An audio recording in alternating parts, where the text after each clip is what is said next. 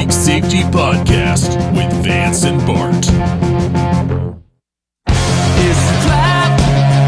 There's no comfort fitting in a fake safety that no one believes in.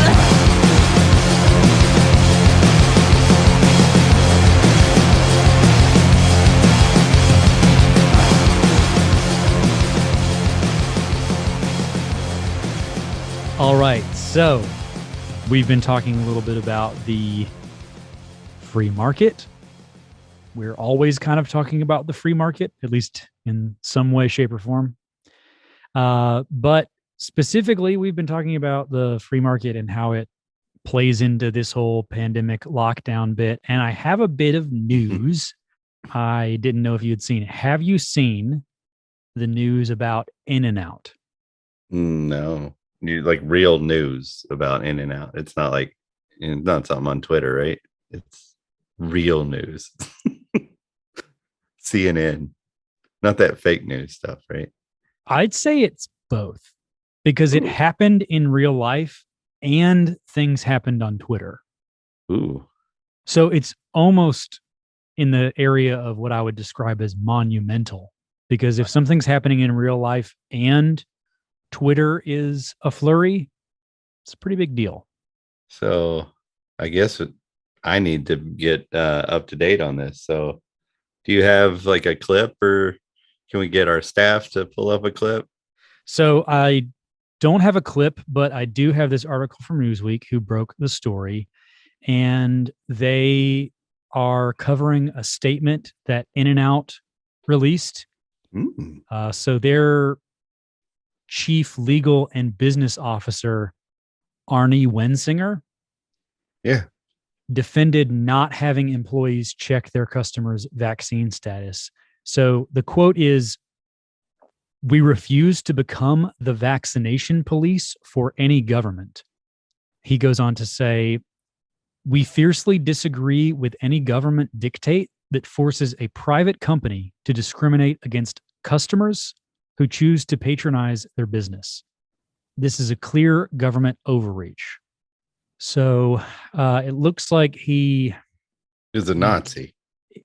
this Nazi goes on to say that the company believes it is, quote, "unreasonable, invasive, and unsafe to force our restaurant associates to segregate customers into those who may be served and those who may not, whether based on the documentation they carry or any other reason." So I'd say that's real news. Would we call that real news? Yeah, I do. And I don't know why, but this came into my head whenever you were reading that was, In-N-Out's in California, if you didn't know. Yeah, for those who did not know, In-N-Out largely is in California here, but they are also in Texas and Nevada.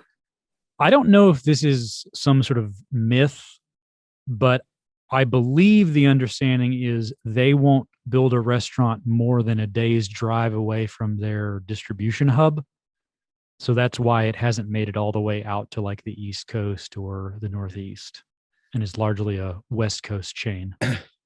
Well, in my head, there's a Hispanic family that's obviously been out in the desert from crossing the border, and they're trying to get into In-N-Out to get a drink of water because they're dying of thirst, and somebody's forced to check the vaccine card that they don't have, so they just say, "Oh no, you can't come in." So that's what I pictured in my head as you were reading that. I will just be a Debbie Downer here and say that this is, I believe, stemming from their San Francisco location because of how San Francisco is even more strict than they are at a state level. Right. I think this is over at the Wharf, and I believe it's the only San Francisco location.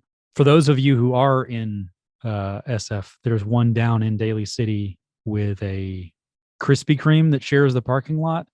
So this doesn't mean you'll be without burgers and donuts. Yeah, I know they're in Phoenix. I was in Phoenix for a month a couple of years ago.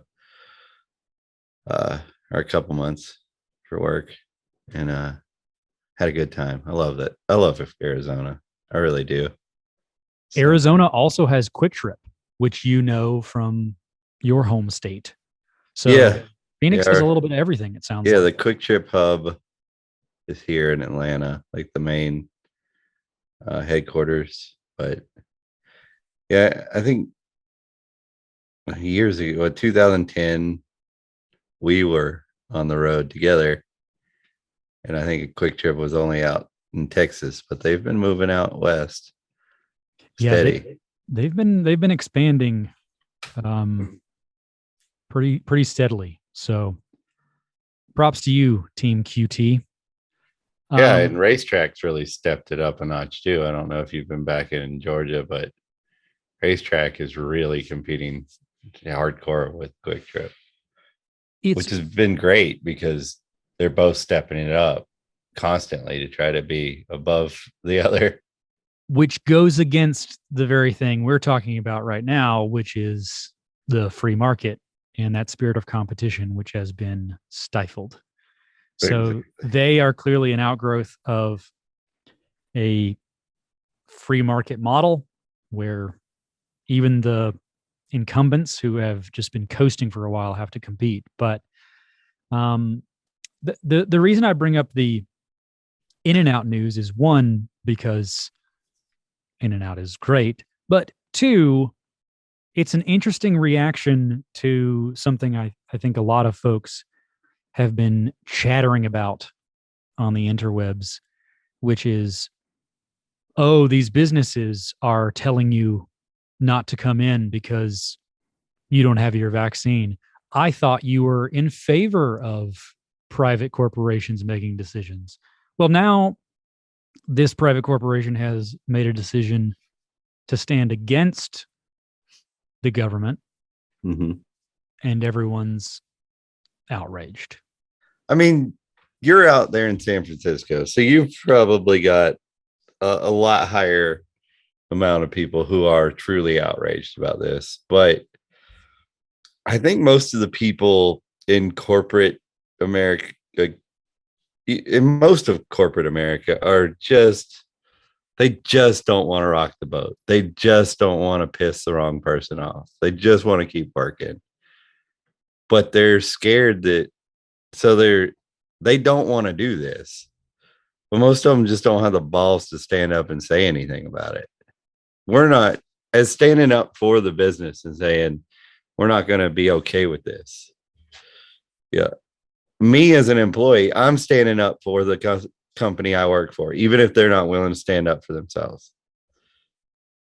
By openly saying, I'm not going to do this. And if you ask me if I'm vaccinated, I am going to lie to you over and over and over again. I will never tell the government the truth. And I'll tell them that I'm not going to tell them the truth. And then I'll answer the question. I don't want the government to know anything about me. And to know what they can believe and can't believe that comes out of my mouth. Do you think it's more effective to confuse them or to, by all appearances, comply? No, I think it's more effective to confuse them because if you know anybody who works in government, like when you say something on an official paper, even if it doesn't go with reality, they're supposed to like go through the channels with it or whatever, right? And for example, this is long enough ago they can't do nothing about it. Like I was arrested twice in the same month. One time I wrote my name down with the middle initial. The next time I didn't put my middle initial. I was on probation. 2 different people. So I didn't get like a multiple offenses. Bureaucracy can be confused pretty easily.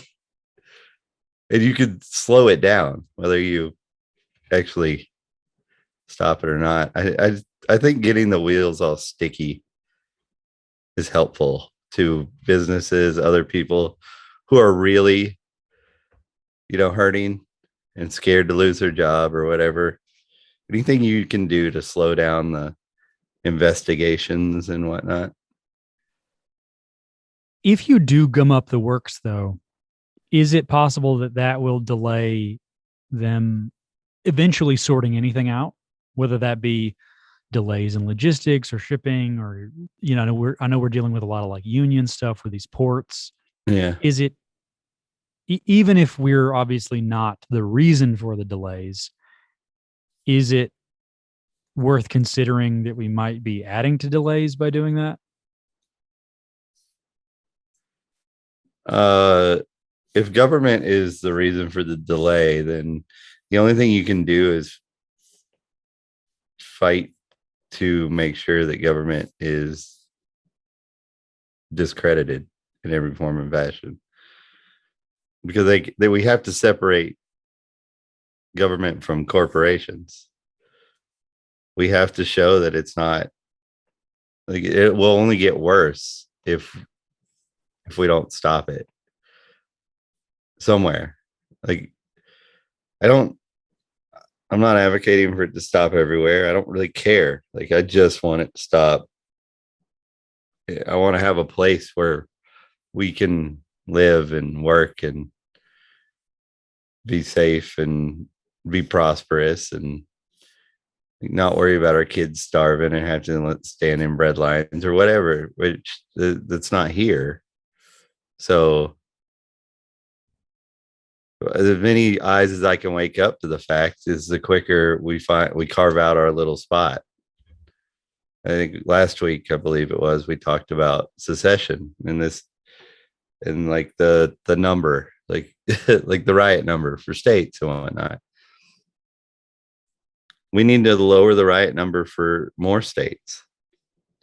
I'm not saying that the states that secede are going to be. I think sometimes people get confused when they hear secession.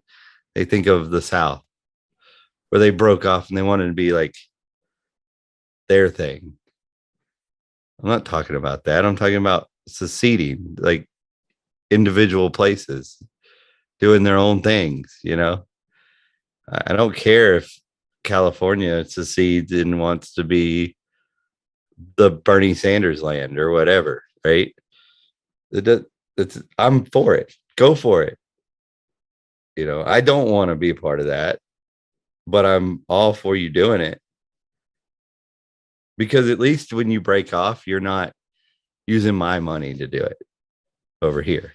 You're doing it. You're doing your thing over there with your consequences. I mean, I just want to open people's eyes to like this whole together thing isn't working. Like, we don't see eye to eye. We're not going to come to a compromise here.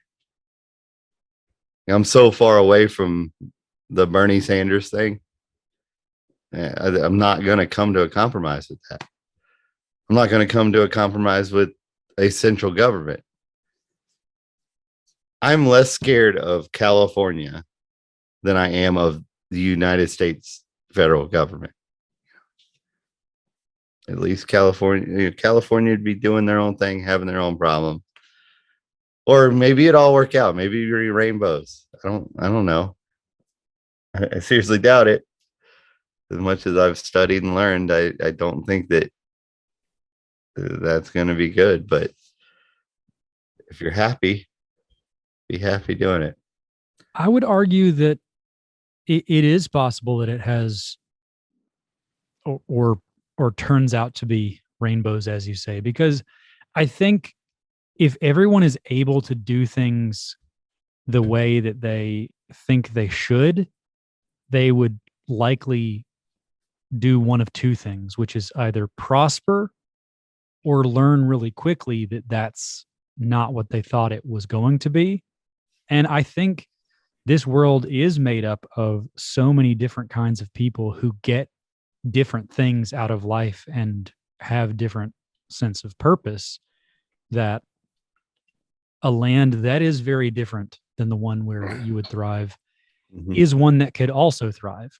And I think those communities collaborating at a higher level is what theoretically the federal kind of agreement is supposed to be, right? It's supposed to be that California is this, rainbow land of Bernie Sanders. I keep thinking about like how Sanders, like land, sand, Bernie Landers. There's something there about the land of Bernie. I don't have it yet. So please write in and let me know what the like obvious joke is there. But you can have that, and then let's say you have Georgia as the Ancapistan that we talk about sometimes. I think the idea of the United States could be that level of cooperation. The idea that these two completely different states cooperate at the very high level. And 80%, they are unique. 20% they overlap. And in that overlap, that's where there's federal levels of agreement. It's just that we've let that federal piece become dictatorial as opposed to some sort of collaboration. Right. It was supposed to just be it was just an agreement that we were going to work together, but we were separate. That was all it was supposed to be. It wasn't supposed to. And then there was going to be like an oversight committee that was just over the things that we wanted to collaborate about. And that was the federal government, which is supposed to be super weak. And nobody was supposed to really even care who was president because it should never affect them. I mean, those writings were written. That was talked about. It should never affect the everyday man who the president is. It shouldn't. And they shouldn't even care. Well, we're a long way from that, right? So yeah, that's exactly what secession could be. It could just be a reset where it just broke up the power of the federal government, and then the states could collaborate and come to an agreement that they're not going to, hurt each other by tariffs or whatever, or they could not. And that's fine either way. Like, I don't care. Like, you can tariff yourself all you want, because all you do, if there's a bunch of different states that out there that feel differently, if you go tariffing in this state, you're going to feel it. And I'm going to have a lot of other options, because it's not just the federal government telling me, oh, we all got to tariff somebody. You know what I mean?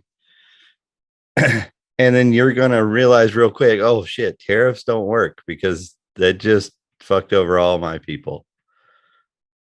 And you're probably, if it is a government like that votes on somebody there, that person will be voted out pretty quick, and that state will get a little better on something. Is it possible that that's where we're actually headed already? Because I know they don't mean it exactly the same, but people have been talking about the Great Reset. They've been talking about things, depending on how tinfoil hat you get, there's the New World Order and all this sort of thing. The Great Reset could be advantageous for all. It could truly be a win-win, where the folks who do want a very authoritarian... The Great Reset that's being spoke about, it would not be advantageous to all, but yeah, like the natural thing that's happening where liberty mindedness is growing. Yeah, that could. And I think that's what I'm saying is not the nefarious intentions of these things, but the actual way that these things manifest, right? So I'm not in favor of all the division or them trying to pit one side of the country against the other, but it's possible that they have gone so far that people can see through it And that division may not necessarily be reconciled, but they can embrace it instead and say, you know what, actually, you're right, federal government. We are all very different. And instead of fighting about it, we're all going to agree to disagree and collaborate as separate but cooperative entities. Right. Yeah. And it's funny how the fighting ends when you aren't telling somebody else what to do. That's where we're at with the federal government. By voting, we're telling the other people who don't like that way what to do, and so it becomes a fight. But if you'll notice this with other people, like people in your neighborhood and whatnot that you talk to, when you're not telling them what to do, if you're like, we're not talking about voting to make you live your, but if I want to live my life different, but I'm not saying anything about like people get along. They can go to like little events in neighborhoods, people with totally different ideas on how they want to live their lives. And in that circumstance where nobody's telling the other person what to do or voting to tell the other person what to do, people get along. And that's the way the states could be. Like you could be living your life in a completely immoral way in whatever state you decide you live in at that time, or what you call it, whatever. And I could think the things you're doing are awful and you're going to hell, or what, depending on my belief system, but we don't have to fight about it if you're not forcing that kind of moral behavior onto me or a cost to me. Like I got to pay for it. Like say I'm paying for Planned Parenthood, right? I don't want to do that. It's not a religious thing for me. It's just, I find it that it's not something that I should pay for. I'm not exactly for abortion. And I'm not sitting here saying that I want it to be illegal either, but I damn sure don't want to pay for it. I think that's where a lot of this stuff comes down to, starting with good intentions as opposed to some of these more busybody things that we're seeing now, right? Like we see a lot of the people turning in their neighbors and calling the police or calling the whatever, calling to snitch. We see a lot of that happening right now. We see the busybodies, but for the most part, I think you're right. People aren't really doing a lot of that naturally, but people are doing a lot of the, okay, we should all be doing this for the greater good. And they believe that everyone should be doing that regardless. It's not about them making you do something. It's about them making someone else whole and believing everyone should participate in that. That's still just another way of saying they want to make me do something. Sure, but the intentions aren't that they're making you do something, right? But that's just saying it in a nicer way. No, I disagree. I think the intentions are different, right? Like the intention of someone turning you in is power, it's status, it's malintent. Okay. But someone volunteering your resources on your behalf, thinking that you would go along with it, is slightly different because they, in their mind, are projecting their own values onto you. They say, oh, well, I'm a good and faithful member of this community.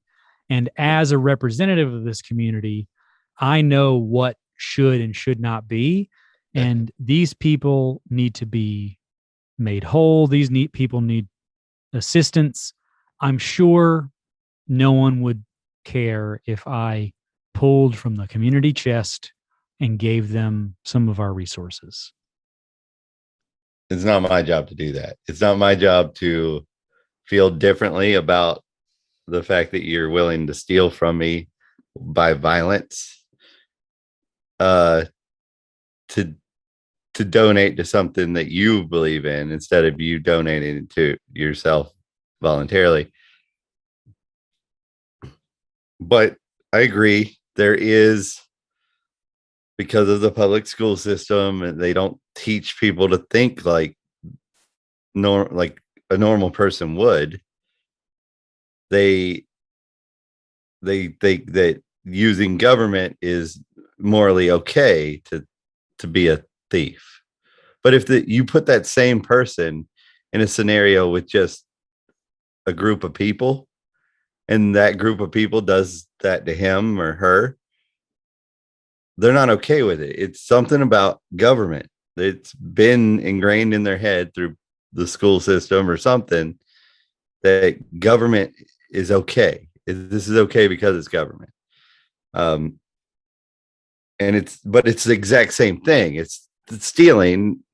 No matter who you're giving it to, you're stealing it from somebody else. So, and you're using violence to do it. So I would say, yes, there isn't that intention necessarily. They're not looking at the whole process. But maybe that's a failure on our part as people who do understand what happens. And I think that actually, when people realize that, most left-leaning people who come over to the liberty side, it's when they realize that all these things that they're doing, where barely any of the money gets to what they wanted it to go to anyway, when they realize that that money is being extorted from people through violence, through the threat of violence, through imprisonment, through murder, through they hold shit hostage. Yeah. And now we look at with the vaccine, man, like they hold rights as hostage, I think that's when people from the left, people who, when it clicks in their head, that's what I've noticed. I didn't come from the left, so that wasn't really what did it for me. But most of my friends who did, that's what they say. It was like when something happened where they realized that the money that they were screaming to be thrown somewhere was being violently taken from somebody. As normally they see it happen to somebody they like, the IRS come after them or something. And that's something to think about now, because there's a proposal, $600 or more. The IRS has full access to investigate your bank account. And we can all see why they're doing that, because think about it. Like, say if you work under the table, the typical person works under the table, it's about what they're getting, right, per week. To me, I think it's more of a distraction and an overcorrection. So if we push back on it and say, no, that amount is too low, and then we push back and they say, oh, well, what about 6,000? And then we go, oh, that's much better. Thank you. I mean, yeah, I could. That's like when Trump was lowering the tax rate, it was like 0.3. They were arguing over 0.3%.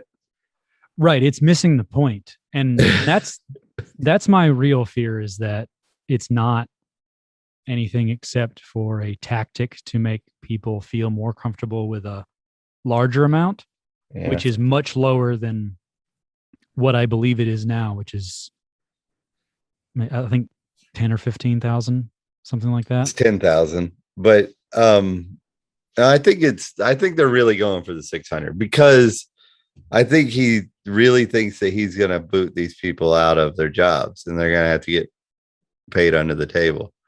Just 1099 me, right? And I'll keep working for you.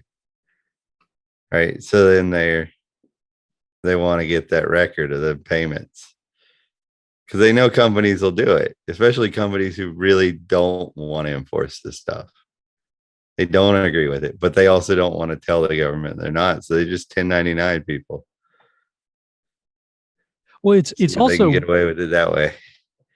it's also worth noting that the companies don't actually have to comply with this. Like the order that went out, I believe, is actually not that enforceable. Yeah, it's not if people don't comply with it. Like if enough people don't comply with it, but if people comply with it, it'll be law just like anything else. I mean, the Constitution hasn't stopped them from doing anything. I mean, really, as Well, long as people will comply, they enough people that they can make an example out of the few that don't. Well, I think that's the point I'm trying to make, is that who are they going to use as an agency to enforce that? OSHA is what they're supposed to use, which is weird because also on the OSHA book, there's any company who mandates their employees to take a vaccine or any drug is liable legally for any side effects due to that. That's in the OSHA, and I'm OSHA 30, baby. I've read it. You know, that's in there, and it's not in there like once. It's in there a lot. So, you know, they've told all these people that are actually responsible for side effects and whatnot, who are forcing people to do this, that they don't have to pay for it. But now they're making companies, or they're talking about making companies do it. And then they're actually responsible for any side effects. I like bringing that up to company owners myself.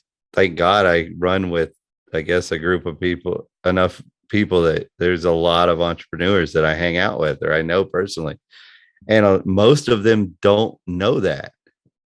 And I'm like, dude, do you not take your OSHA 30? No, my employees do. Well, have they not told you that? Maybe you should take it, because, and then they go look it up and they're like, holy shit, I'm glad you told me that. And two companies, one being a large home security and company security company that I am friends with the owner. He was back and forth on what are they going to do if this does implement and whatnot. And over the weekend, he had a meeting with all his employees and threw it out on the table. They will not be complying, no matter what, with any mandates. Because, and I think that I kind of pushed that over the edge because he was flirting with it before that. I think that's a really valid piece to put on into the public conversation, because honestly, I don't think anyone's talking about that. I think there are two narratives. There's the larger kind of mainstream narrative, which is everything's fine, blah, blah, blah, blah, blah. And then there's the smaller fringe, which is way more volatile because it's all over the place. You've got the crazy tinfoil hat folks who believe that everything's, a conspiracy and the sun is following them or whatever. And then you have the people who believe that this is clearly a problem because no one's held liable, which is, I think, a legitimate thing to question. But I don't think anyone is talking about companies being held liable. I don't think anyone is talking about that. I think, again, the mainstream's not talking about liability because they don't believe there's anything wrong. And the small groups are talking about no one being liable, and that's why they're not taking it. There's no nuanced conversation around, okay, well, let's say we do roll it out, even though we're quote unquote hesitant. who then has the liability? And it's not just that the government and the pharmaceutical companies don't have liability, it's that the companies do. If I'm a business owner and I'm enforcing this, that makes me do a double take. Yeah. It's really feels like they're trying to find it. Like they don't want to be the scapegoat. You know what I mean? Like when all the shit goes down, you know, somebody's gonna be on the chopping block. And if we've already got it in the law books that these people have to pay, then just make it them. I don't know. Or maybe it's just a government oversight. I don't know. Either way, like if I'm a company owner, like I would much rather play my cards with going against the government for as long as I could than, you know, being the first guy to be like, oh, yeah, everybody take a shot, you know, like Southwest or something, and then end up getting sued like a motherfucker later because I don't know, the wife couldn't get pregnant or so, you know, like anything. Cancer is like a scary one too with the boosters because the mRNA tends to attach to the caps on our other cells when they reproduce, and there's been a lot of studies with it, and it hasn't really done any cancer creation because I guess, you know, it eventually just shaves off, and you know, those parts of your DNA are supposed to kind of protect the actual cell, but it's, you know, when you get cancer, it's when those are reproducing like your cell, so it's like your DNA is wrong in the cell. That's what cancer is or whatever. Well, there's a scare that if we're doing boosters with that over and over the shot, that it's gonna make it where your cells start to remember that and grow that naturally, and that would be cancer.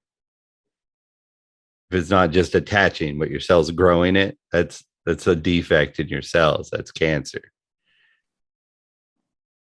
And that's just a scare, but nobody knows that's going to happen. But I mean, it's not like scientifically that couldn't happen. That's a actual scientific concern, right? Right. It's not something that somebody's making up. It's just a concern, right? But you don't want to be liable for like America getting cancer, right? Like that's bad, you know. That's expensive. Well, it also scales based on your company, right? If you are one of those businesses that employs 150 people, and you know, 10 of them get something worth, one of them gets something worth suing you over, that could topple your business. But if you're one of these, you know, massive companies that employ tens of thousands of people, if even a small percentage of those people come back to you with millions and millions of dollars in lawsuits, the damages and just the cost in being tied up in that alone would be impactful to your business in a negative way, right? Because the larger your business is, the more people you employ, the more likely you are to have multiple cases. Yeah, and that's, you know, we talk about the connection between big business and government. You know, with things like that, what typically happens is like, all right, we know you're going to take a hit for this. You take a hit for this, we're going to give you a government contract worth this much. It's going to counterbalance that and then some. And then, you know, the companies take the hits, right? And they get but something that big that's a really big government contract. How are you going to get? That's going to be a tough one to and one get, right? and one that the small and medium businesses will not get. Right. If you have 150 employees, maybe a few thousand employees, you're not going to get that sort of favor. You're just going to get stuck with the legal bills and damages enough to probably sink your company. Right. Whereas the mega corporations who will say, yeah, we may not necessarily be able to take this multi-million, possibly billion-dollar hit, but if we are guaranteed this to ride it out, or what we saw with 2008 and other crises, they'll actually sink the company itself so that all the people who are within that company get their lifeboats by being dispersed among other companies that were not sunk by this. Because let's be real, these lawsuits aren't against a CEO. They're not against a COO or a president. These lawsuits are against companies. So these companies can just shutter and reopen under something else. Or, like I say, the staff can be sort of dispersed to the club that we're not in. Yeah. I always think back on the Bush era with Cheney's company. He had that company who was getting sued for cancer through asbestos or whatever, and they were going to take a loss that was going to devastate the company. And he was sworn in as the vice president. And right before the settlement, he sold to Halliburton. So he sold the company for the value before they lost all their money. So he stayed rich, right? And Halliburton took the hit, and they just made sure they gave all the rebuilding of Iraq contracts and all that to Halliburton. So they paid Halliburton back with our taxpayer money and then some.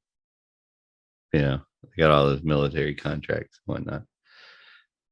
So I guess our question to all of the business owners, entrepreneurs, and let's be honest, people who work for small and medium businesses, do you have your own Halliburton who will come and bail you out in the event that your company tanks? Yeah, I mean, OSHA, I'm the first to tell you, OSHA is a complicated book. I mean, in most industries they regulate, if you were to follow all their rules, you couldn't do anything. You just have to stand there in a bubble, But, you can get away with bending this one, breaking this one, as long as you're making the effort and whatnot. They tend to, at least the regulators, unless you pissed them off, they tend to understand when you show an effort, they don't really fuck with you too much. But when somebody gets cancer and they die and they're a single mom, or in today's society, let's say you're a company that's doing pretty well and you sell something, maybe like a firearm or a part for a firearm, and then a trans single parent dies of cancer because you mandated them to get a shot. What do you think that's going to look like on the news when you don't want to pay for their, the funeral cost or the, millions of dollars to help this?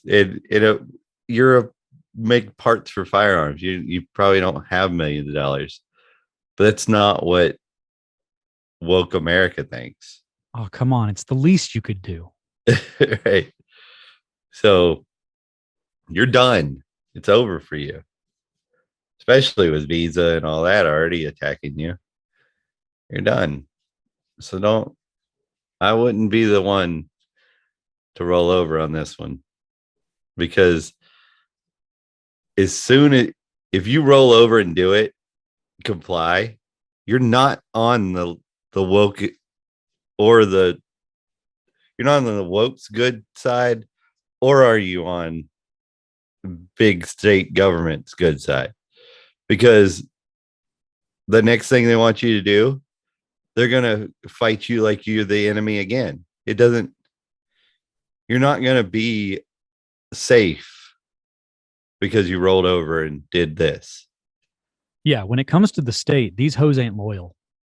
People say stuff to me like, well, I'm just going to do it because I don't want the trouble.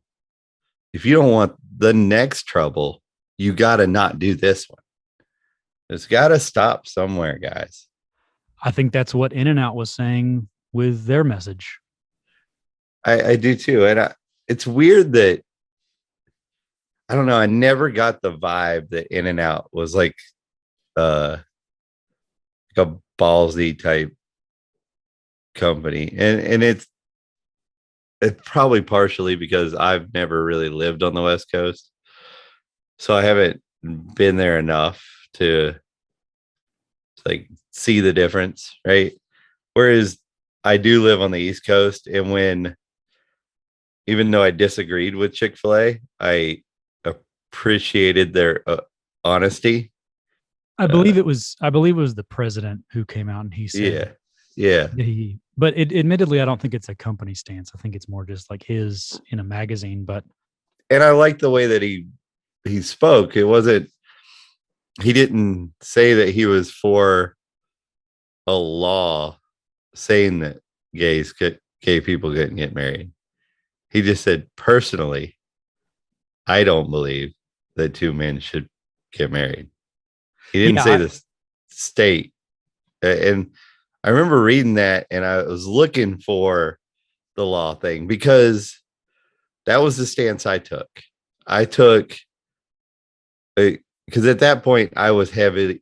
I don't think it was much of a libertarian. I was in the libertarian stuff, but like, this was something that I've always felt like, why the fuck is the state involved in my marriage?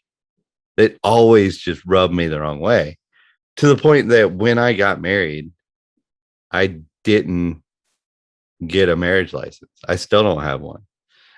I did not go in front of a judge or sign any piece of paper.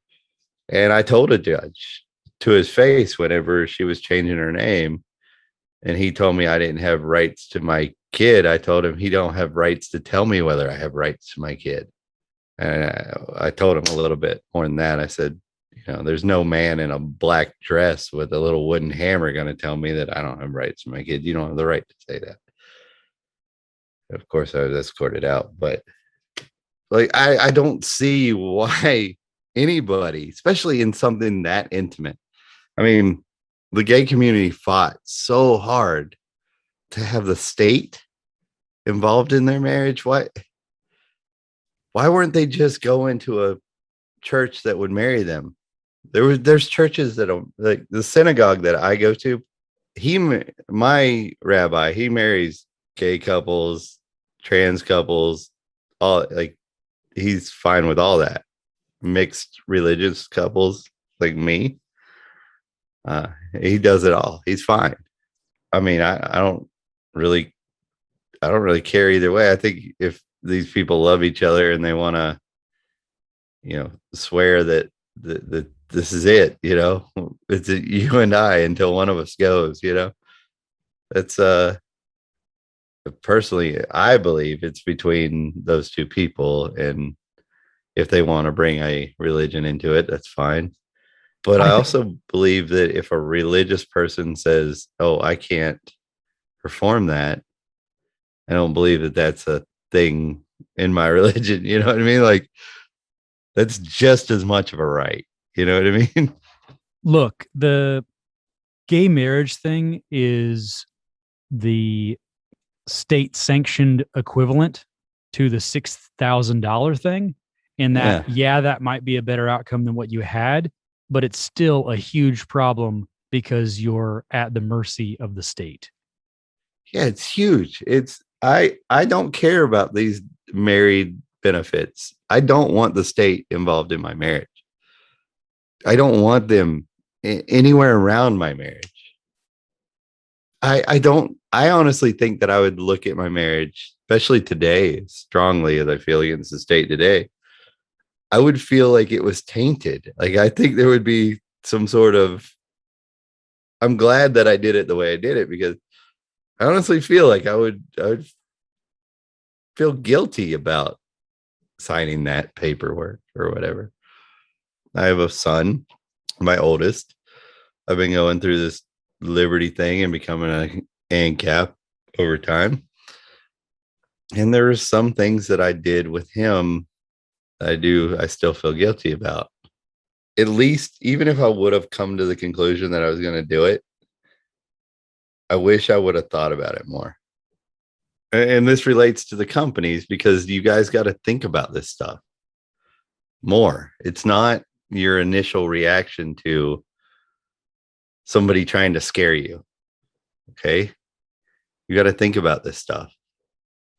It's a big deal, because if people start getting cancer, or if people can't reproduce anymore, and you're not going to sit here and tell me that there's not going to be some percentage of people that have a reaction or a illness due to the vaccine. It's going to happen. It's just a matter of what the percentage is going to be. There's always, I mean, this is the second, even at the skewed numbers that they have, they've taken out factors that are implemented in other vaccines numbers. Even at the low number of deaths directly because of the vaccine today, it's the second most deadly vaccine in American history. At the numbers that they're releasing right now, it's measles is first. If it's the second most deadly vaccine that we've ever given to the American people, there's probably going to be side effects later. Well, as Sean Connery said to his son Harrison Ford, there's no silver medal for second place. It's a trap. There's no comfort fitting in a fake safety